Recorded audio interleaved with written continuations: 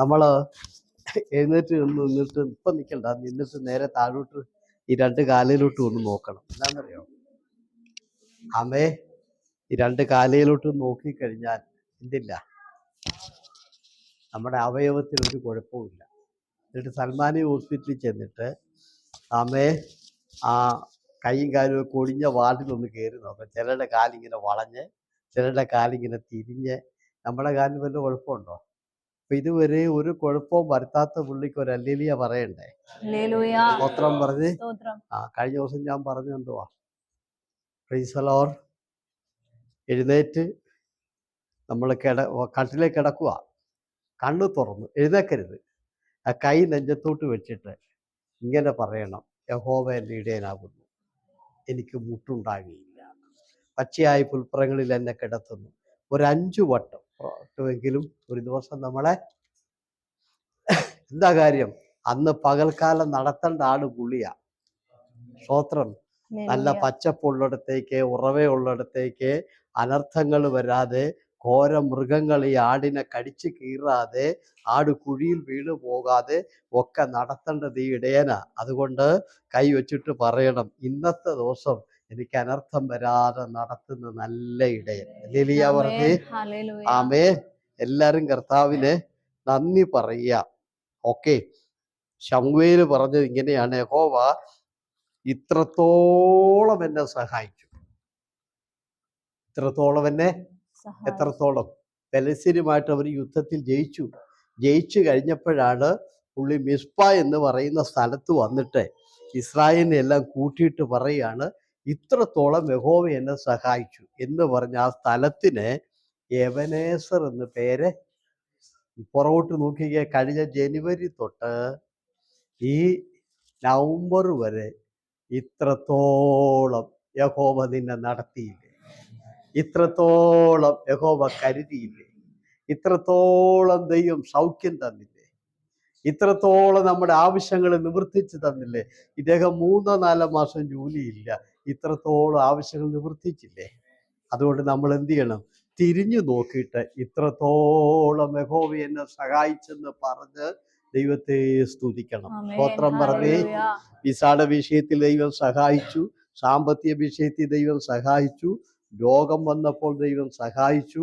ആമേ, പലവിധമായ പ്രതികൂലങ്ങൾ ആഞ്ഞടിച്ചപ്പോൾ ദൈവം സഹായിച്ചു. ദൈവ സഹായം കൊണ്ട് ഇവിടെ ഇരിക്കുന്നു. ഇവിടെ കണ്ടോ, ഇത്രത്തോളം യഹോവ നമ്മളെ സഹായിച്ചു. Price the Lord. ഞാൻ വേഗത്തിൽ ചിന്തയിലോട്ട് വരിക. നോഹ പെട്ടകം പണിതൊക്കെ നിങ്ങൾക്കറിയാം. കർത്താവിൻ്റെ വേല, ദൈവം ആദ്യം നോഹയെ പെട്ടകം പണിയാനായിട്ട് നോഹയെ വിളിക്കുക. നോഹയെ അല്ല വാസ്തവത്തിൽ ദൈവം ആമേ അബ്രാഹാമിനെ 12-ാം അധ്യായത്തിൽ വിളിച്ചു, അല്ലേ? വാസ്തവത്തിൽ ദൈവം അബ്രാഹാമിനെ അല്ല വിളിച്ചത്. അബ്രാഹാമിനെ എവിടെയാ അതിൻ്റെ തെളിവ്? 9-ാം അധ്യായം ഉൽപ്പത്തി, അതിൻ്റെ 1-2 വാക്യത്തിൽ ദൈവം നോഹയോട് പറഞ്ഞു, നിങ്ങൾ എന്ത് ചെയ്യാൻ പറഞ്ഞു? പെറ്റ് പെരുകി നിറയാൻ പറഞ്ഞു. കണ്ടോ? അപ്പം ദൈവം ഈ ഭൂമിയെ നിറയ്ക്കാൻ വിളിച്ചത് നോഹേനെയാ. പക്ഷെ നോഹ എന്ത് ചെയ്തില്ല? അതനുസരിച്ചില്ല. ആമേ. എവിടെയാണ്? സ്തോത്രം. നമ്മള് 11-ാം അധ്യായത്തിലോട്ട് വരുമ്പോൾ അതിൻ്റെ 3-ാമത്തെ വാക്യത്തിൽ എന്താണ് ഇവര് പറഞ്ഞത്? വായിച്ചേ, 11-3 വായിച്ചേ.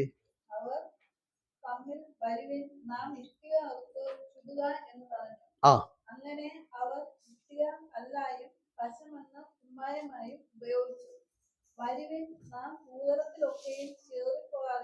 ചിതറിപ്പോകാതിരിക്കാൻ, അടിയിൽ വരയുടെ, ചിതറിപ്പോകാതിരിക്കാൻ. കർത്താവ് എന്താ പറഞ്ഞത്? ഭൂമിയിൽ എല്ലായിടത്തും നിറയാനാ പറഞ്ഞത്. ഇവര് പറഞ്ഞ കേട്ടോ, ഞങ്ങൾ അങ്ങനെ എല്ലായിടത്തും ഇല്ല, ഞങ്ങൾ എല്ലായിടത്തും അങ്ങനെ പോകുന്നില്ല, ഞങ്ങൾ അങ്ങനെ ചെതറാൻ ആഗ്രഹിക്കുന്നില്ല. അങ്ങനെ ദൈവത്തിൻ്റെ പദ്ധതിക്ക് കടകവിരുദ്ധം നേരെ എതിരായി ആര് മാറി? നോഹയും കുടുംബവും മാറി. ഹല്ലേലൂയ പറഞ്ഞേ. സ്തോത്രം. ഇവിടെയാണ് പ്രശ്നം. ദൈവം പലരെയും വിളിച്ച് ദൈവം പലരെയും ദൈവത്തിന്റെ പദ്ധതിക്ക് വേണ്ടി വേർതിരിക്കൂ. പക്ഷെ പലരും എതിരായി പോവുകയാണ്. ദൈവം വിളിച്ചത് ഒരു സ്ഥലത്ത് താമസിക്കാനല്ല, ഭൂമി മൊത്തം നിറയാനാണ് വിളിച്ചത്. അപ്പൊ ഇവര് പറയാണ്, ഞങ്ങൾ അങ്ങനെ നിറയാൻ ആഗ്രഹിക്കുന്നില്ല എല്ലായിടത്തും, ഞങ്ങൾക്ക് ഒരു സ്ഥലത്ത് മാത്രം നിറഞ്ഞിട്ട്, എന്നിട്ട് അതിന്റെ കാരണം കൂടെ പറഞ്ഞു, ഞങ്ങൾക്കൊരു പേരുണ്ടാക്കണം, ഞങ്ങൾക്കൊരു വലിയ അഡ്രസ്, മേൽവിലാസം. കർത്താവ് അവരുടെ ഭാഷ ചെതറിച്ചു, പണിയെല്ലാം ചെതറിച്ചു, അവർ 4 വർഷത്തേക്കും പോയി കേട്ടോ. ഓക്കെ. അപ്പോ അങ്ങനെ നോഹ ദൈവത്തിന്റെ പദ്ധതിക്ക് എതിരായപ്പോൾ രണ്ടാമത് വിളിച്ച ആളാണ് അബ്രഹാം.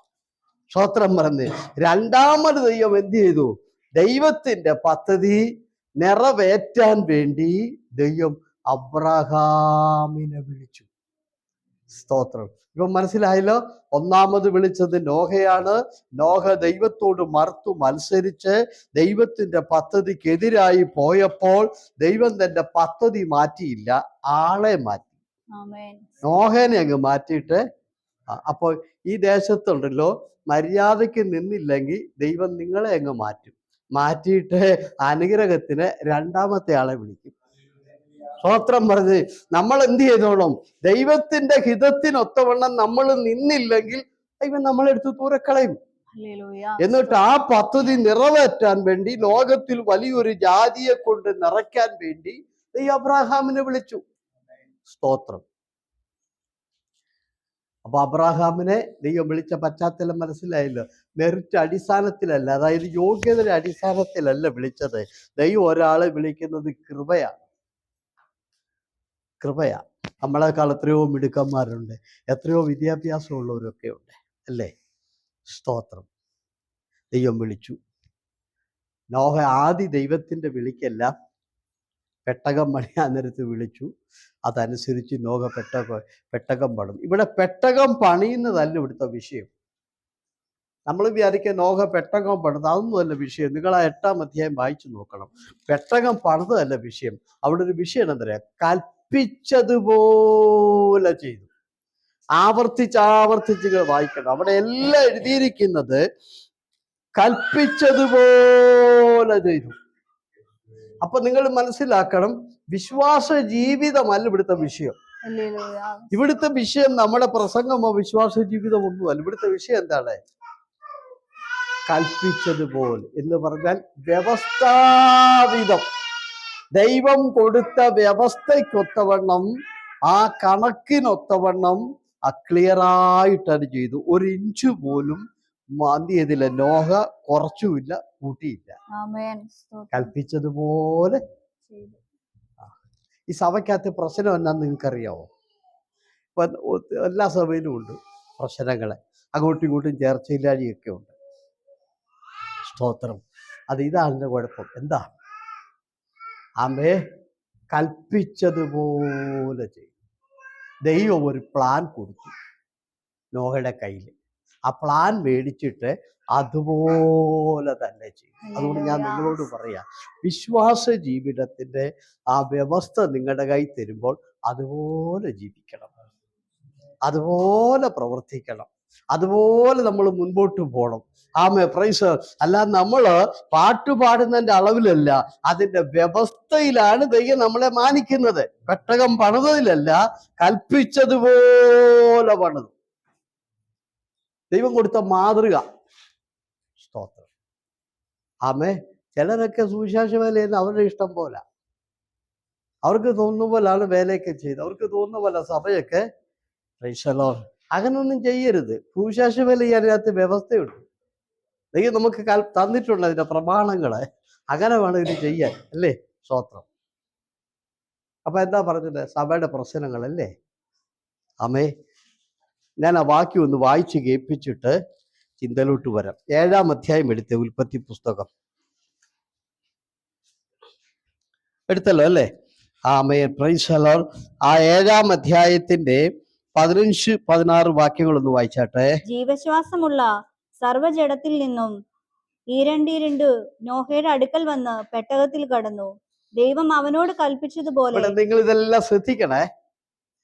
ഈ മൃഗങ്ങളെല്ലാം നോഹയുടെ അടുക്കൽ വന്നു പെട്ടകത്തിൽ കയറി. വല്ലതും മനസ്സിലായോ? ഇല്ല. ആരെങ്കിലും ഉന്തിക്കൊണ്ട് വന്നതാണോ? ആരെങ്കിലും തള്ളിക്കൊണ്ട് വന്നതാണോ? ആരെങ്കിലും അടിച്ചോണ്ട് വന്നതാണോ? തന്നെ വന്നു. അതിന്റെ അർത്ഥം എന്താ? ഈ പെട്ടകത്തിൽ കയറി രക്ഷ പ്രാപിക്കാൻ ആ മൃഗങ്ങളെല്ലാം തന്നെ വന്ന് കയറി. ഒറ്റ വാക്കിൽ അർത്ഥം പറയാം, ദൈവത്തിന്റെ രക്ഷയുടെ പെട്ടകം അതുങ്ങൾ തിരിച്ചറിഞ്ഞു.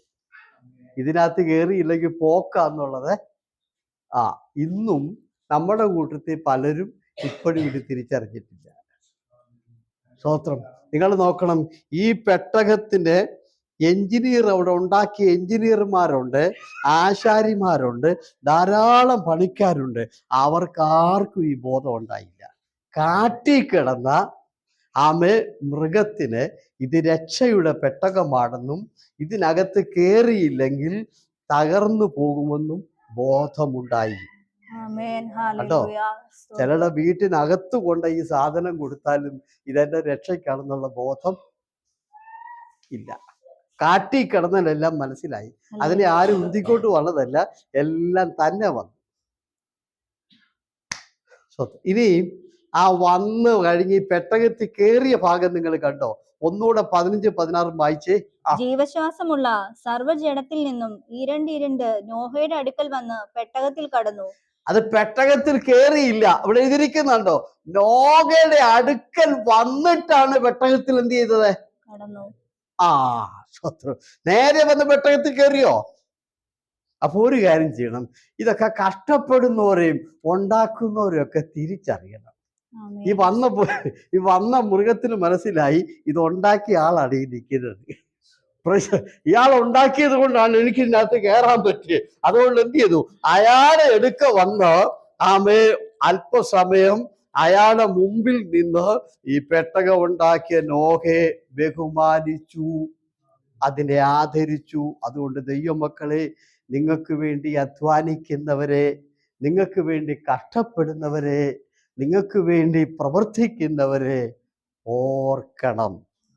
സ്തോത്രം പറഞ്ഞ് അവരെ ആദരിക്കണം കേട്ടോ. Praise the Lord. കാശൊന്നും കൊടുക്കണ, കാരണം കാശൊന്നും കൊടുത്ത് സഹായിക്കാനൊന്നും നമ്മുടെ ഇല്ല. പക്ഷെ വയറ്റ് കിടക്കാത്തിരുന്നത് ഓർത്തൊരു സ്തോത്രം പറഞ്ഞേക്കണം. ഇതിനെല്ലാം വന്ന് ലോകയുടെ മുമ്പിൽ വന്ന് നിന്നു. വളരെ ലോക എന്ത് ചെയ്തു? പ്രാർത്ഥിച്ചു, അകത്ത് കയറ്റി.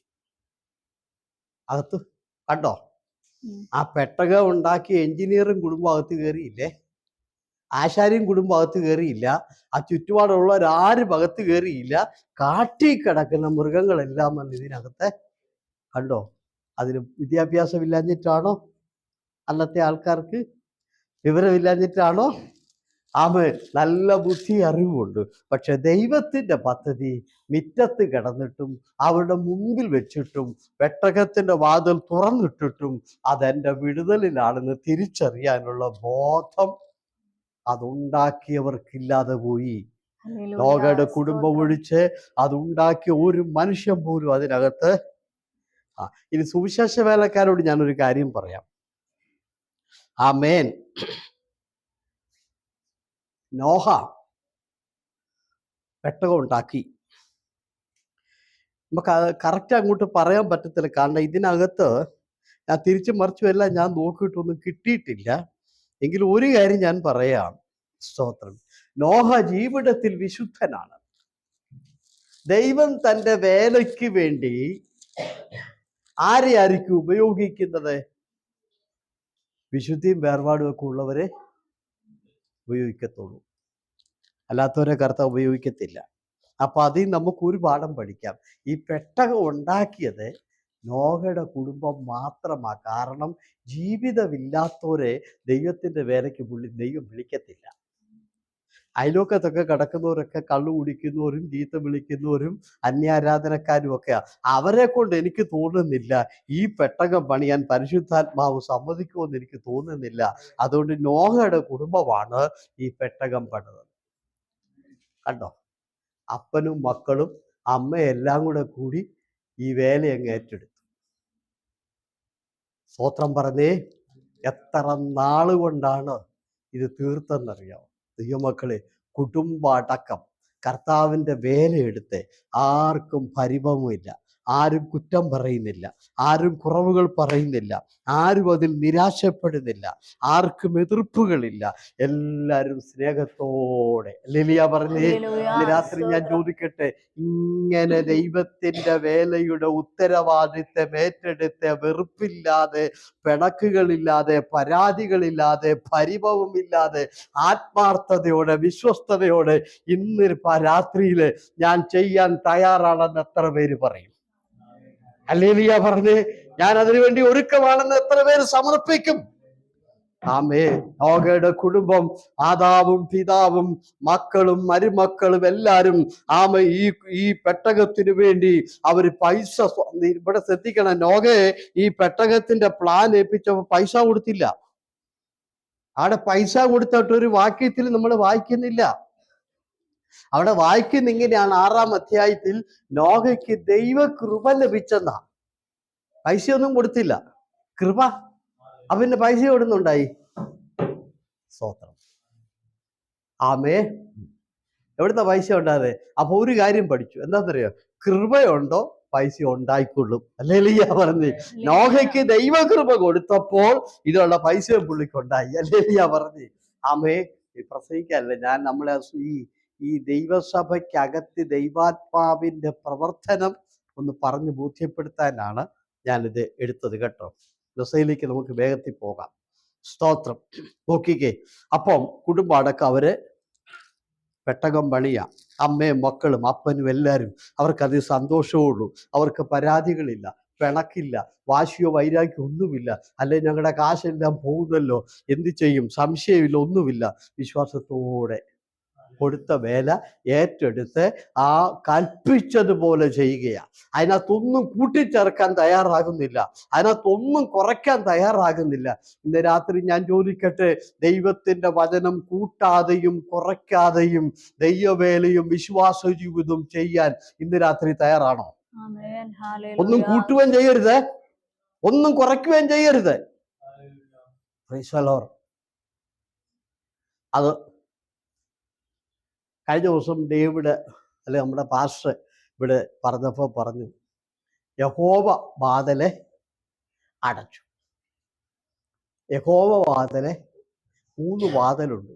പണിതതെല്ലാം നോഹയും കുടുംബമാണ്. പക്ഷേ താക്കോല് ദൈവം നോഹയ്ക്ക് കൊടുത്തില്ല.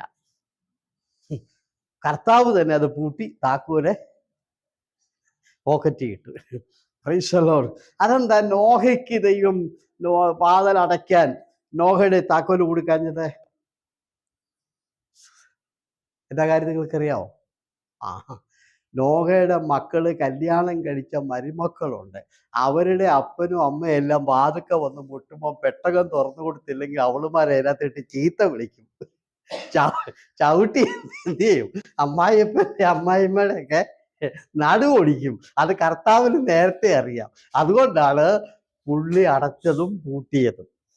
അറിയാം, പുള്ളിക്കറിയാം ഈ താക്കോല് നോഹയുടെ കൈ കൊടുത്താൽ എന്ത് ചെയ്യും? പ്രൈസ്. നോഹയുടെ പെങ്ങന്മാര് വന്ന് മുട്ടുമ്പോൾ തുറക്കാതിരിക്കാൻ ഒക്കുവോ? സ്തോത്രം പറഞ്ഞേ. അതുപോലെ ബന്ധുക്കാർ വന്ന് മുട്ടുമ്പോൾ തുറക്കാതിരിക്കാൻ ഒക്കുവോ? ഇല്ല. അതുകൊണ്ട് കർത്താവ് തീരുമാനിച്ചു, ആരുടെയും കൈ കൊടുത്തില്ല. എന്തുകൊണ്ടാ? അവര് വന്ന് മുട്ടുമ്പോൾ ഇവര് തുറക്കും. അതുകൊണ്ട് ഞാൻ ഒരു കാര്യം പറയാം, ഒരാളുടെ കെയർ ഓഫിൽ മറ്റൊരാൾക്ക് രക്ഷയില്ല. ഹല്ലേലൂയ പറഞ്ഞേ. ഇല്ല. എന്റെ മോളെ കെട്ടിച്ച വീട്ടുകാരായതുകൊണ്ട് ഇതിനകത്തേക്ക് ഞങ്ങൾക്ക് തുറന്നു കിട്ടുമെന്നും പറഞ്ഞ് അവര് വാതുക്ക വന്ന് മുട്ടിയിട്ട് തുറന്നു കൊടുത്തില്ല. കാരണം അവരുടെ കെയർ ഓഫിൽ ഇതിനകത്ത് കയറാൻ പറ്റത്തില്ല. കാരണം ഇതിന്റെ താക്കോലിന്റെ ഉടമസ്ഥൻ ദൈവമാണ്. ഹല്ലേലൂയ പറഞ്ഞേ. അതുകൊണ്ട് ചിലരൊക്കെ ചിന്തിക്കാന്നറിയോ, എനിക്ക് വേണ്ടി അവരൊക്കെ പ്രാർത്ഥിക്കുന്നുണ്ടേ, ഞങ്ങളുടെ വീട്ടുകാരെല്ലാം വിശ്വാസത്തില്ല, ആ കൂടെ ഞാൻ കുഞ്ഞ പോകത്തില്ല. സ്തോത്രം പറഞ്ഞ് നോഹയുടെ നോഹയുടെ മരുമക്കളെല്ലാം കഷ്ടപ്പെട്ട് പണിതതാ. പക്ഷെ അവരുടെ അപ്പനെ അമ്മയെ പോലും ഈ പെട്ടകത്തിൽ കയറ്റിയില്ല കേട്ടോ. അതുകൊണ്ടാ താക്കോല് കൊടുക്കാഞ്ഞത്. ഇതിനകത്ത് ചീത്ത വിളി അടി ഡെയിലി നടക്കും. ഡെയിലി ബഹളം ഉണ്ടാക്കും. ആമേൻ. അപ്പൊ ഞാൻ പറഞ്ഞതിന്റെ അർത്ഥത്തിലേക്ക് ഞങ്ങൾ വരികയാണ്. ഞാൻ നിങ്ങളോട് ഒരു ചോദ്യം ചോദിക്കാൻ പോവാം. സ്തോത്രം. ഈ പെട്ടകത്തിന് 3 തട്ടുണ്ട്. ലോകത്തിലുള്ള എല്ലാ ജീവികളുടെയും ഈരണ്ടായിട്ട് ഇതിനകത്ത് കയറിയിട്ടുണ്ട്. സ്തോത്രം. എല്ലാം അതിനകത്തുണ്ട്. 1 വർഷം കഴിഞ്ഞാണ് ഈ പെട്ടകത്തിന്റെ വാതിൽ തുറക്കുന്നത്. ആമേ. എൻ്റെ ഒന്നാമത്തെ ചോദ്യം, ഈ പെട്ടകത്തിനകത്ത് കിടന്ന് ആന ഇളകിയോ? പുലി കിടന്നിളകിയോ? കടുവ കിടന്നിളകിയോ? കുറുക്കൻ കോഴിയെ കയറി പിടിച്ചോ? Price the Lord. സിംഹം ആടിനെ കയറി പിടിച്ച് തിന്നോ? Price the Lord. ഹല്ലേലൂയ. സിംഹത്തിന്റെ കയ്യിൽ ആടിനെ കിട്ടിയാൽ അത് വിടുവോ? സ്തോത്രം പറഞ്ഞ് ആന അതിനകത്ത് കിടന്ന് ചാടി തുള്ളി മറിഞ്ഞാൽ ഈ പെട്ടകം പൊളിഞ്ഞു പോകത്തില്ലേ? ആന അതിനകത്ത് ചാടി മറിഞ്ഞോ? മര്യാദയ്ക്ക് കിടന്നു. സ്തോത്രം. അതിന്റെ അർത്ഥം എന്നാന്നറിയാമോ? അതിന് 2 അർത്ഥമുണ്ട്. Price the Lord. ഈ പെട്ടകത്തിനകത്ത് രൂപാന്തരത്തിന്റെ ശക്തിയുണ്ട്. ആന അതിനകത്ത് കയറിയപ്പോ കാട്ടിലെ സ്വഭാവം മാറി. ഹല്ലേലൂയ. അവരെ കാട്ടിലെ സ്വഭാവമാണെങ്കിൽ ഇത് അതിനകത്ത് മര്യാദയ്ക്ക് കിടക്കത്തില്ല, അത് കുത്തിപ്പൊളിച്ചേനെ. ഹല്ലേലൂയ പറഞ്ഞ്. അതുകൊണ്ട് ഇന്ന് രാത്രി എനിക്ക് പറയാനുള്ള, സഭയ്ക്കകത്ത് കയറുമ്പോൾ പുറത്തെ സ്വഭാവം വിടണം. ഹല്ലേലൂയ പറഞ്ഞ്. നമ്മൾ ഇതിനകത്ത് കയറി കഴിഞ്ഞാൽ പിന്നെ വെളിയിലുണ്ടായിരുന്ന സ്വഭാവമോ വെളിയിലത്തെ രീതികളോ വെളിയിലത്തെ അരിക്കുന്ന യാതൊന്നും ഇതിനകത്ത് പറ്റില്ല. കാരണം സഭ പൊളിയും.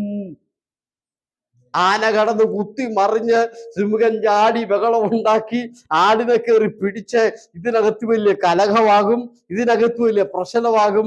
അങ്ങനെയാണ് ഇന്നത്തെ ഓരോ സഭയും പൊളിയുന്നത്. എന്താണെന്നറിയാമോ? അകത്ത് കയറിയാലും പുറത്തെ സ്വഭാവം പലരും വിടുകയില്ല. ഹല്ലേലൂയ പറഞ്ഞ്. അകത്ത് കയറിയാലും പുറത്തെ സ്വഭാവം വിടത്തില്ല. കയറി കഴിയുമ്പോൾ അകത്ത് ഇരിപ്പെങ്കിലും സ്വഭാവം പുറത്തതാ. ആമേ. കാട്ടി കിടന്ന് കാണിക്കുന്നതല്ല, ഇതിനകത്ത് കയറി കിടന്ന് കാണിച്ചു കഴിഞ്ഞാൽ അമ്മേ. ഇനി മറ്റൊരു ചിന്തയും ഞാൻ ചോദിക്കട്ടെ. സിംഹം കിടന്ന് ചാടുക, ആന കിടന്ന് ചാടി മറിയുക, കടുവ കിടന്ന് ചാടി മറിയുക. Price the Lord. ഇതിനകത്ത്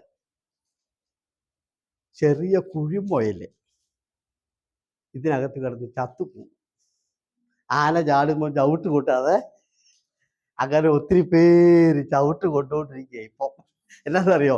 പല അച്ചായന്മാരും അകത്ത് കയറിയിട്ട് ചാട്ടമാ. പാവപ്പെട്ടവൻ ചവിട്ട് കൊണ്ട് പലരും സമയം നക്കും. ഇനി എനിക്ക് മേലാൽ പെന്തക്കോസ് വേണ്ടെന്ന് പറഞ്ഞാൽ ഇറങ്ങിപ്പോകുന്നത്. എന്താ കാര്യം? ഈ ചാട്ടമാ ഡെയിലി. ഞാൻ ആനയാ, ഞാൻ കുതിരയാ കിടന്ന് ചാടി പാവപ്പെട്ടവന് കിടക്കാൻ വരും ഇതിനകത്ത്. സ്തോത്രം.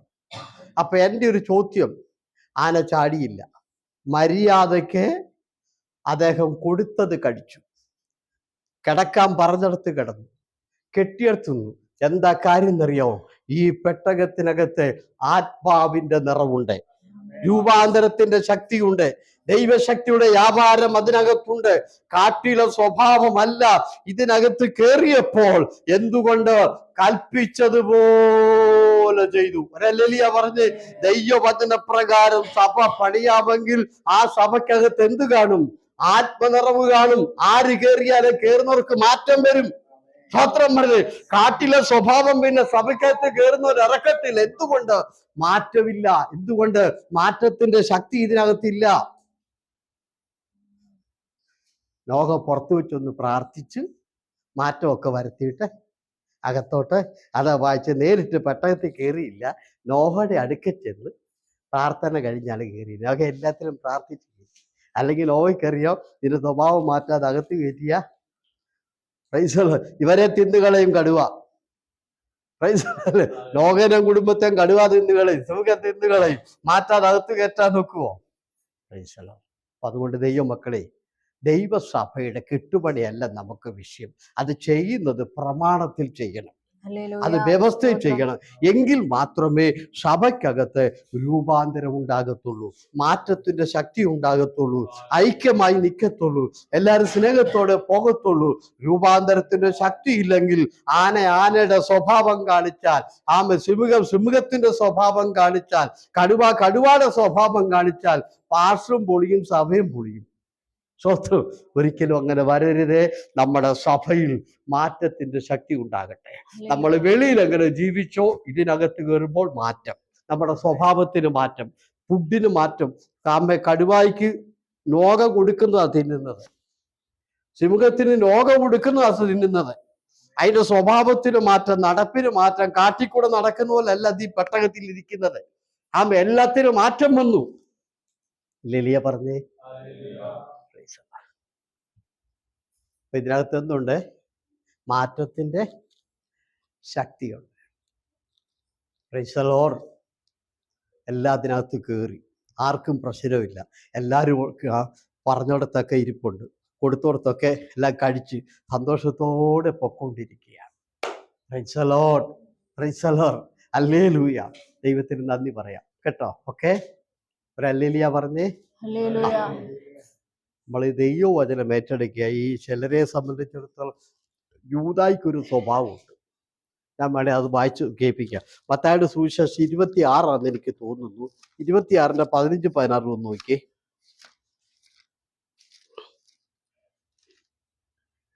മത്തായിയുടെ സുവിശേഷം 26 14. ആ. അന്ന് പന്തിരുവരിൽ ഒരുത്തനായ യൂദാ ഇസ്കരിയോത്താവ് മഹാപുരോഹിതന്മാരുടെ അടുക്കൽ ചെന്നു, നിങ്ങൾ എന്ത് തരും, ഞാൻ അവനെ കാണിച്ചു തരാം എന്ന് പറഞ്ഞു. അവർ അവന് 30 വെള്ളിക്കാശ് തൂക്കിക്കൊടുത്തു. അന്നു മുതൽ അവനെ കാണിച്ചു കൊടുപ്പാൻ. ഒന്നുകൂടി 26 വായിക്കണേ. 14. അന്ന് പന്തിരുവരിൽ ഒരുത്തനായ യൂദാ ഇസ്കരിയോത്താവ് മഹാപുരോഹിതന്മാരുടെ അടുക്കൽ ചെന്നു, നിങ്ങൾ എന്തു തരും, ഞാൻ അവനെ കാണിച്ചു തരാം എന്ന് പറഞ്ഞു. അവർ ഞാൻ കാണിച്ചു തരാമെന്ന് പറഞ്ഞതിന്റെ മുകളിലത്തെ ലൈൻ കണ്ട അന്ന് ആ പദം ഒന്ന് എടുത്ത് വായിച്ച സിസ്റ്ററെ. അന്ന് സന്ധ്യ ഉറക്കെ വായിച്ചു ഇവര് കേക്കട്ടെ. അന്ന് പന്തിരുവരിൽ ഒരുത്തനായ, അടിയൊന്ന് പറയട്ടെ, അന്ന് സന്ധ്യയ്ക്ക് കേട്ടോ, അടി വരയിടെ. എന്നാ അതിന്റെ മോളിൽ യേശു ഈ പുള്ളിയെ കുറ്റപ്പെടുത്തി. ഈ പുള്ളി എന്ത് ചെയ്യുന്നറിയാവോ? ഈ പുള്ളി വിലയേറിയ തൈലം മറിയ യേശുവിന്റെ കാലിൽ പൂശിയപ്പോൾ ഈ പുള്ളി പറഞ്ഞു, അത് വെറും ചെലവാണ്, അങ്ങനെ ചെയ്യേണ്ട കാര്യമില്ല, അത് സുവിശേഷ വിലയ്ക്ക് ചെയ്യുന്നതല്ല, അത് വില പാവപ്പെട്ടവർക്ക് കൊടുക്കുന്നത് നല്ലതെന്ന് പറഞ്ഞു. ഉടനെ യേശു പറഞ്ഞു, അവളെ തടയരുത്, വിടാൻ പറഞ്ഞു. യൂദാ പറഞ്ഞു, അത് വെറും ചെലവാണ്, കൊടുക്കണ്ടെന്ന്. യേശു അതെന്ത് ചെയ്തില്ല, അംഗീകരിച്ചില്ല. യേശു യൂദായോട് പറഞ്ഞു മാറി നിൽക്കാൻ പറഞ്ഞു. എന്നിട്ട് പറഞ്ഞു, അവൾ അത് ചെയ്യട്ടെ, നാളെ ദരിദ്രരെല്ലാം നിങ്ങളുടെ അടുക്കലുണ്ട്, ഇന്ന് അവൾ ഇത് ചെയ്തോട്ടെ, അത് വെറും ചെലവല്ല. യേശു പറയാതെ എനിക്ക് വേണ്ടി ചെയ്യുന്ന ഏറ്റവും ശ്രേഷ്ഠമായൊരു കാര്യമാണെന്ന് പറഞ്ഞ് യൂദാടെ എന്ത് ചെയ്തു? ആശയത്തെയും യൂദാടെ പദ്ധതിയെയും കർത്താവ് കുറ്റം പറഞ്ഞു. അന്ന് കണ്ടോ, ആ കുറ്റം പറഞ്ഞ അന്ന് തൊട്ട് പുള്ളി എന്ത് ചെയ്യാം, യേശുവിനെ ഒറ്റിക്കൊടുക്കാൻ തീരുമാനിക്കുക. അങ്ങോട്ട് പുള്ളി ഇങ്ങനെ നോക്കി നടക്കുക. അങ്ങനെ നടന്നാണ് യേശുവിന് 30 വെള്ളിക്കാശിനെ കണ്ടോ. ചിലർക്ക് ഇങ്ങനെയാ, ഈ കുറ്റം പറയാൻ പറ്റത്തില്ല, പറഞ്ഞു പോയ അന്ന് തൊട്ട് പിന്നെ അവരെ പിന്നെ സഭയ്ക്കെതിരെ ഇതിനെതിരെ എല്ലാം പദ്ധതി. അത് ഈ യൂദായുടെ സ്വഭാവം കേട്ടോ. അന്നു മുതൽ യൂദ യേശുവിനെ ഒറ്റാൻ നടക്കുകയാണ്. എന്ന് മുതല് യേശു യൂദായോട്, അരുത്, നീ അങ്ങനെ പറയരുത്, അത് വെറും ചെലവാണെന്ന് പറയരുത്, അവൾ ചെയ്യുന്ന ഒരു വലിയ കാര്യമാണ്, അവൾ സുവിശേഷത്തിന് വേണ്ടി ചെയ്യുന്നെന്ന് പറഞ്ഞത് യൂദായ്ക്ക് ഇഷ്ടപ്പെട്ടില്ല. ആ കുറ്റം പറഞ്ഞ് അന്ന് തൊട്ട് യൂദ എന്ത് ചെയ്തു? യേശുവിനെതിരായി പ്രവർത്തിക്കാൻ തുടങ്ങി. ഇനി മറ്റൊരാളെ ഞാൻ ഓർപ്പിക്കാം. മത്തായി 16 വായിക്കണ്ട. യേശു പരസ്യമായിട്ട് പത്രോസോട് പറഞ്ഞു, പോ സാത്താനെ എന്ന് പറഞ്ഞു. പോ സാത്താനെ. 12 പേരുണ്ട്. ആ 11 പേരുടെ നടുക്ക് വെച്ച് യേശു പത്രോസോട് പറഞ്ഞു, പോ സാത്താനെ, നീ മനുഷ്യനുള്ളതാണ് ചിന്തിക്കുന്നത്, ദൈവത്തിനുള്ളതല്ല എന്ന് പറഞ്ഞു. പത്രോസ് തിരിച്ചെന്തേലും പറഞ്ഞോ? ഒന്നും പറഞ്ഞില്ല. പത്രോസ് യേശുവിനെ കുറ്റപ്പെടുത്തിയില്ല. പത്രോസ് യേശുവിനെ എതിർത്തില്ല. പത്രോസ് ഒന്നും പറഞ്ഞില്ല. ഞങ്ങൾക്ക് പറഞ്ഞതുപോലെ നമ്മുടെ സഭയിലാക്കാനും സാത്താനെ നിന്ന് പറഞ്ഞു പോയ പിന്നെ അടുത്ത ആഴ്ച വേറെ സഭയിൽ ചെല്ലും. ഞാൻ അങ്ങാരല്ല സാത്താനെന്ന് വിളിച്ച് ഇനി ആ സഭ എനിക്ക് വേണ്ട. ഇനി ഞാൻ ആ സഭയിൽ പോണില്ല പറയല്ലേ. സാത്താനെന്ന് പരസ്യമായിട്ട് 11 പേരിന് നടുക്ക് വെച്ചാൽ പറഞ്ഞ്, ഇവര് 12 പേരാ, 11 പേര് നടുക്ക് വെച്ച് സാത്താനെന്ന് പറഞ്ഞ് പരസ്യമായിട്ട് ശാസിച്ചിട്ടും പത്രോസ് പിണങ്ങിയോ? പത്രോസ് ഇട്ടേച്ച് പോയോ? പത്രോസ് കുറ്റം പറഞ്ഞോ? മറിച്ച് യൂദായെ കണ്ടോ? യേശു പരസ്യമായിട്ട് അവളെ തടയണ്ട, വിട്ടേക്കെന്ന് പറഞ്ഞതേ ഉള്ളൂ. യൂദ അവിടെ ഇരുന്നുകൊണ്ട് പറഞ്ഞു, ഇത് വെറും ചെലവാണ്, ഇതിങ്ങനെ യേശുവിന്റെ കാൽക്കൽ പൂശണ്ട എന്ന് പറഞ്ഞപ്പോൾ യേശു അതിനെ തടഞ്ഞിട്ട് പറഞ്ഞു, അവളെ വിട്ടേര്, അത് ദൈവത്തിന് വേണ്ടി ചെയ്യുന്ന ഒരു നല്ല കാര്യമെന്ന് പറഞ്ഞു. അങ്ങനെ ഒരു ചെറിയ കുറ്റം പറഞ്ഞപ്പോൾ യൂദ ആ രാത്രിയിൽ എഴുന്നേറ്റ് പോയി. അന്ന് തുടങ്ങി യേശുവിന് ഒറ്റിക്കൊടുക്കാൻ നടക്കുകയായിരുന്നു. ദൈവമക്കളെ, ഞാനൊരു കാര്യം പറയട്ടെ. ദൈവവചനത്തിന്റെ മുൻപിൽ ചിലപ്പോൾ ദൈവം നമ്മളെ കുറ്റപ്പെടുത്തി എന്നിരിക്കാം. നമ്മൾ തിരിച്ചു കോപിക്കരുത്. അത് നമ്മുടെ നന്മയ്ക്ക്. നിങ്ങൾ പത്രോസിനെ നോക്കി. പത്രോസിന് തന്നെ എന്ത് ചെയ്തു? പത്രോസിനറിയാം, എൻ്റെ ഗുരു എന്നോട് അങ്ങനെ പറഞ്ഞെങ്കിൽ അതിനകത്ത് എന്തോ കുഴപ്പമുണ്ട്. പത്രോസ് ഒരക്ഷരം തിരിച്ച് പറഞ്ഞില്ല. പത്രോസിനോടല്ല യേശു പറഞ്ഞത്, പത്രോസിന്റെ ചിന്താഗതിയോടാണ് പറഞ്ഞത്.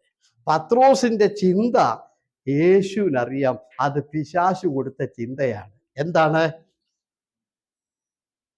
എന്താ ചിന്ത? 16-ാം അധ്യായമൊക്കെ വായിച്ചിട്ടുണ്ടല്ലോ. യേശു പറഞ്ഞു, പത്രോസെ, അന്നു മുതൽ എന്നുള്ള ഭാഗം വായിച്ച്, അന്നു മുതൽ ആ പാരഗ്രാഫിന്റെ സ്റ്റാർട്ടിങ്, അന്നു മുതൽ യേശു പറഞ്ഞു തുടങ്ങിയത്.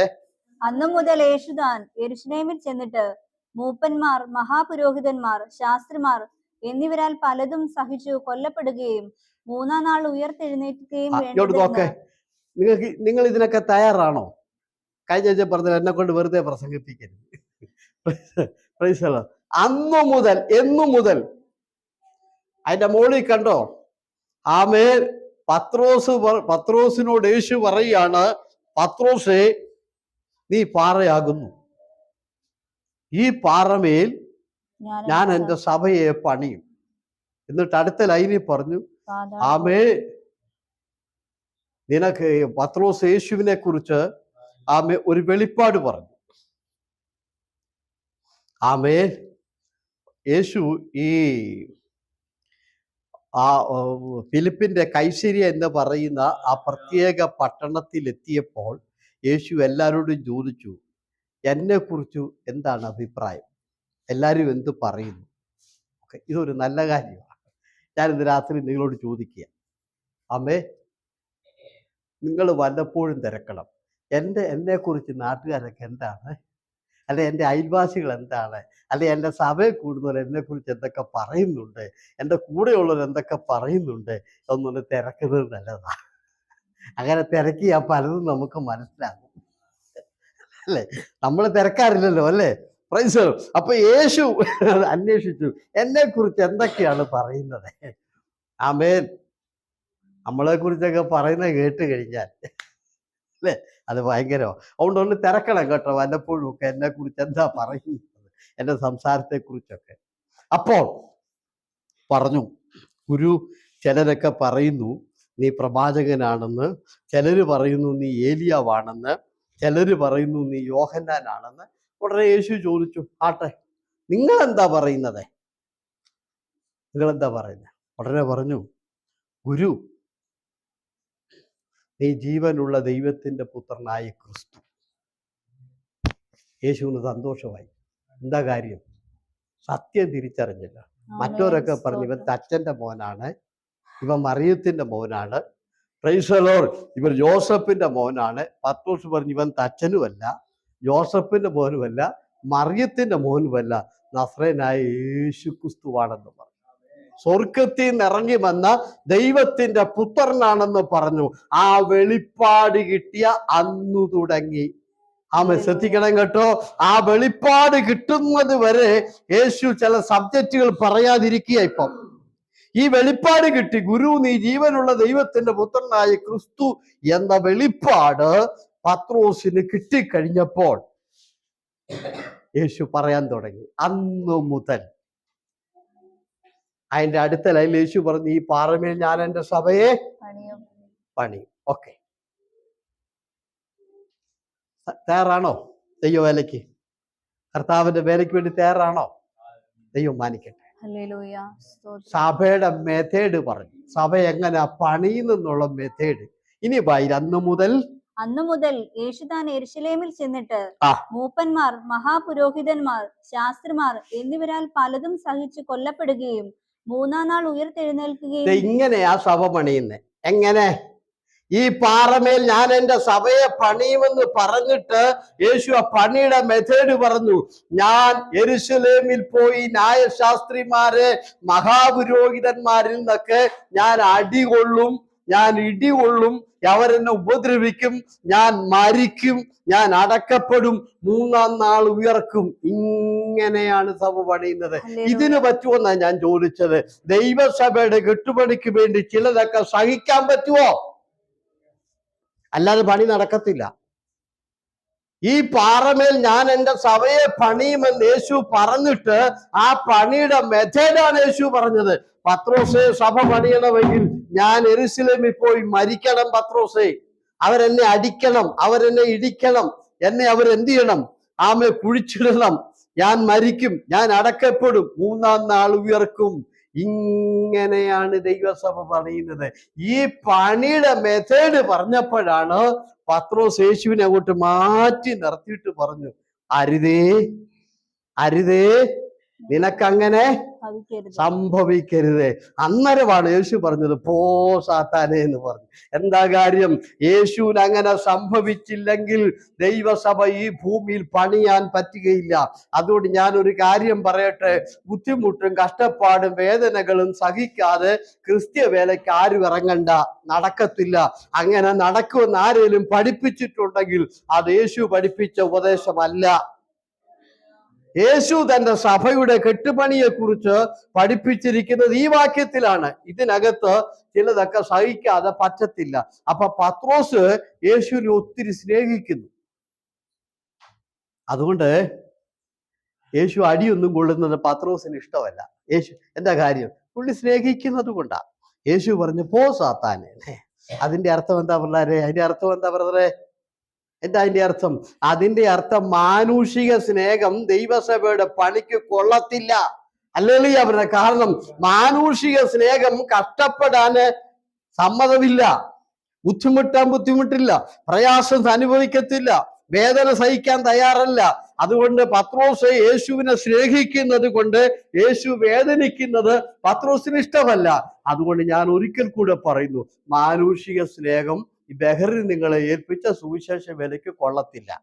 കാരണം മാനുഷിക സ്നേഹം നിന്നേക്കാൻ അത് അനുവദിക്കത്തില്ല, അത് വേദന സഹിക്കാൻ അത് അനുവദിക്കത്തില്ല, ബുദ്ധിമുട്ട് സഹിക്കാൻ അത് അനുവദിക്കത്തില്ല.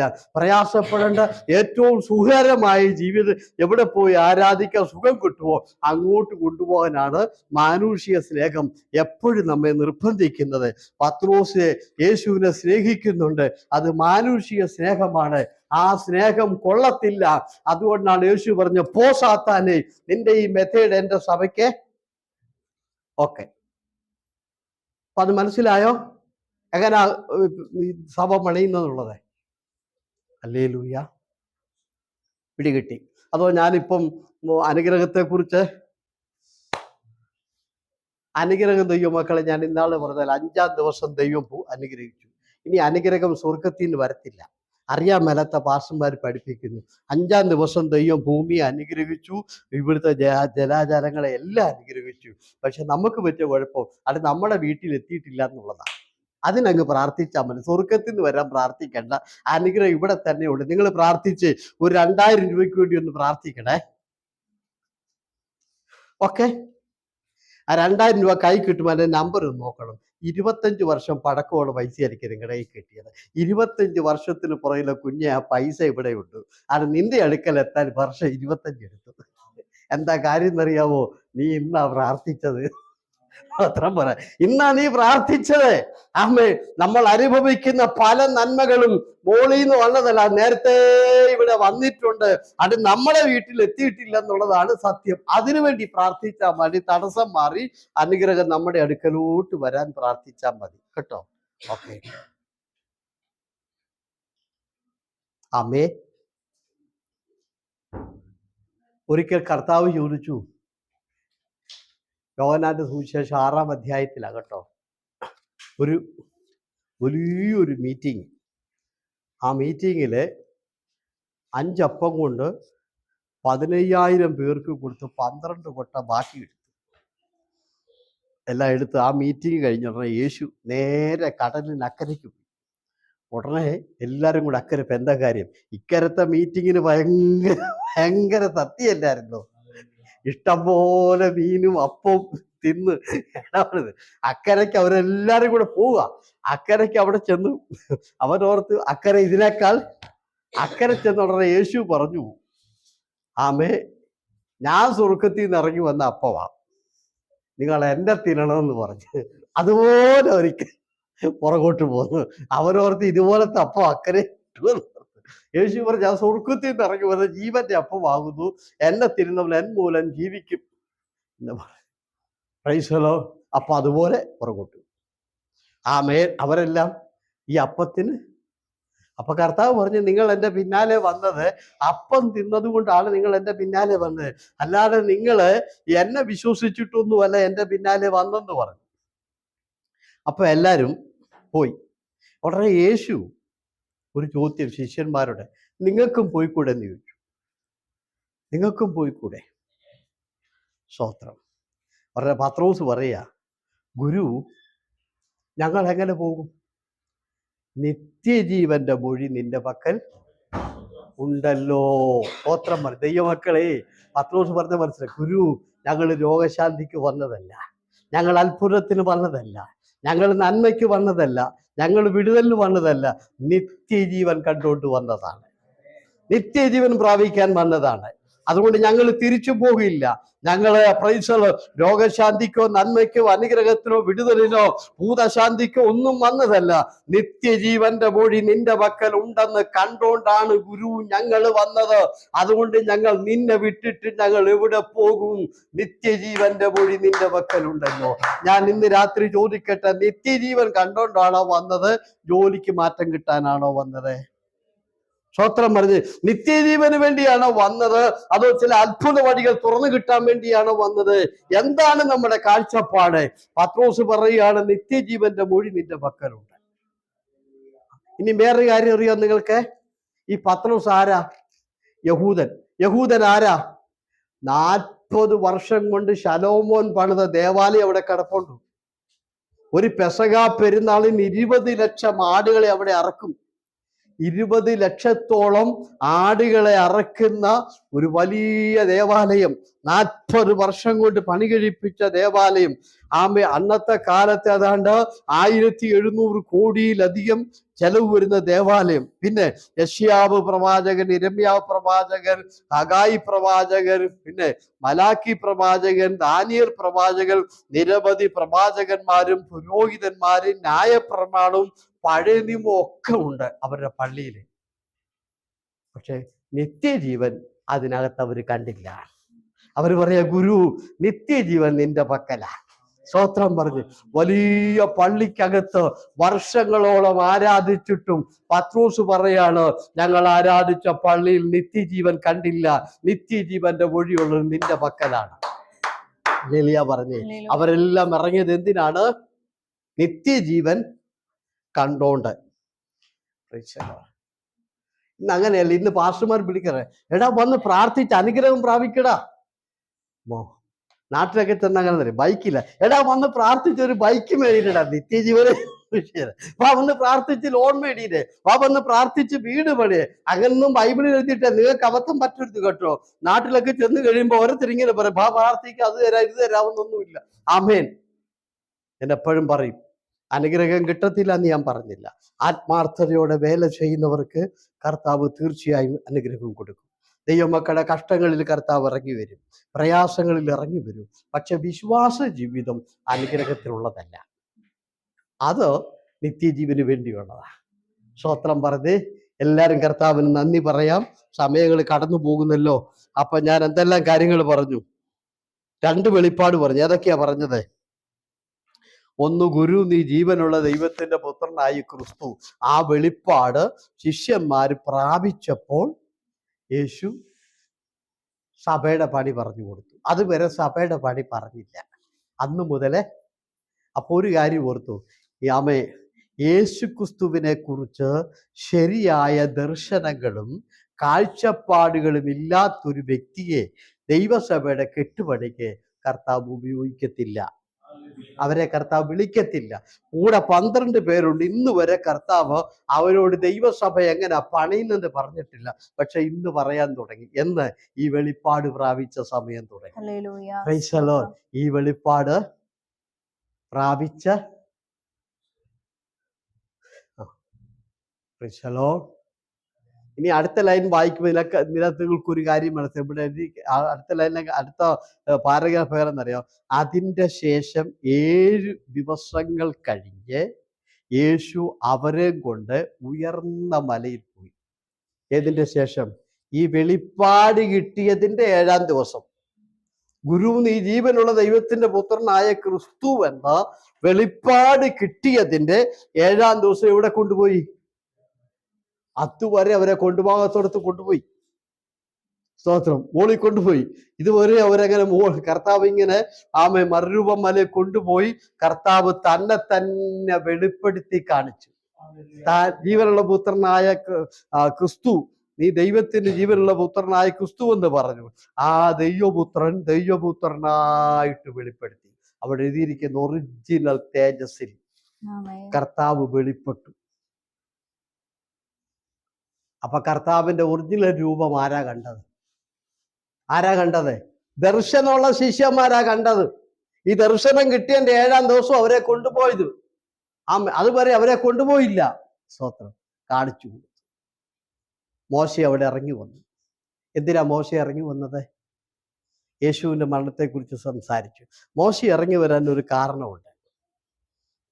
മോശയോട് കർത്താവ് പറഞ്ഞു, എൻ്റെ ജനമായ ഇസ്രായേലിനെ നീ കനാൻ ദേശത്തേക്ക് നടത്തും. ഞാൻ നിന്നെ കൊണ്ടുപോകും, ഞാൻ നിന്നെ അനുഗ്രഹിക്കും. നിന്നെ കർത്താവ് എന്ത് ചെയ്തു? ശക്തമായിട്ട് എൻ്റെ ജനത്തിൻ്റെ മുൻപിൽ നിർത്തി ഞാൻ നിന്നെ കനാൻ ദേശത്ത് കൊണ്ടുപോകും. പക്ഷേ കനാൻ ദേശത്ത് കൊണ്ടുപോയില്ല. പിസ്കാ കൊടുമുടിയിൽ വന്നപ്പോൾ പുള്ളി മരിച്ചുപോയി. പുള്ളിക്ക് അവിടെ പോകാൻ പറ്റിയില്ല. ഈ ദർശനം നടക്കുമ്പം 6000 വർഷം കഴിഞ്ഞു. മറുമലയില് 6000 വർഷങ്ങൾക്ക് ശേഷം മോശ എവിടെ വന്നു? കനാൻ ദേശത്ത് മറുരൂപമലയിൽ ഇറങ്ങി വന്ന് 6000 വർഷങ്ങൾക്ക് പുറകിൽ പറഞ്ഞ ആ ദർശനത്തിന്റെ വാഗ്ദത്തം ദൈവം നിറവേറ്റി. ഹല്ലേലൂയ പറഞ്ഞേ. ഇതിന്ന് ഒരു കാര്യം നമ്മൾ പഠിച്ചു, മരിച്ചാലും ദൈവത്തിന്റെ വാഗ്ദത്തം കർത്താവ് നിറവേറ്റും. സ്തോത്രം പറഞ്ഞ് മോശ മരിച്ച് 6000 വർഷങ്ങൾ കഴിഞ്ഞിട്ടാണ് പിന്നെ ദൈവത്തിന് എന്ത് മോശയെ കനാൻ ദേശത്ത് കൊണ്ടുവന്നത്. ആ നേരത്തെ കനാൻ ദേശത്ത് മോശ എത്തിയില്ല, അതിനു മുമ്പേ മരിച്ചു. അതുകൊണ്ട് ഇന്ന് രാത്രി ഞാൻ ഒന്ന് പറയുന്നു, നമ്മൾ മരിച്ചാലും വാഗ്ദത്തം ദൈവം രണ്ടാമത് എഴുന്നേൽപ്പിച്ച് വാഗ്ദത്തം നിറവേറ്റും. ഹല്ലേലൂയ പറ. അതുകൊണ്ട് നിങ്ങളോട് പറഞ്ഞിരിക്കുന്ന സകല വാഗ്ദത്തങ്ങളും കർത്താവ് നിറവേറ്റും. എല്ലാവർക്കും എഴുന്നേറ്റ് നിൽക്കാം. നമ്മുടെ മുൻപാകെ സമയമായിരിക്കുന്നു. എല്ലാ ദൈവമക്കളും ഇപ്പോൾ എഴുന്നേറ്റ് നിന്നാട്ട് ഈ കേട്ട വചനത്തിന് മുൻപില് ചില തീരുമാനങ്ങൾ എടുക്കാം. ഞാനൊരു പ്രത്യേക കാര്യം കൂടെ പറഞ്ഞുകൊണ്ട് നമ്മൾ ആരാധനയിലേക്ക് പോവുകയാണ്. അല്ലെങ്കിൽ വേണ്ട, ആരാധന കഴിഞ്ഞ് പറയാം, സമയമില്ലാത്തത് കൊണ്ട്. അപ്പൊ എല്ലാവർക്കും കണ്ണുകൾ അടയ്ക്കാം. യേശുവേ നന്ദി. കുട്ടികളെല്ലാം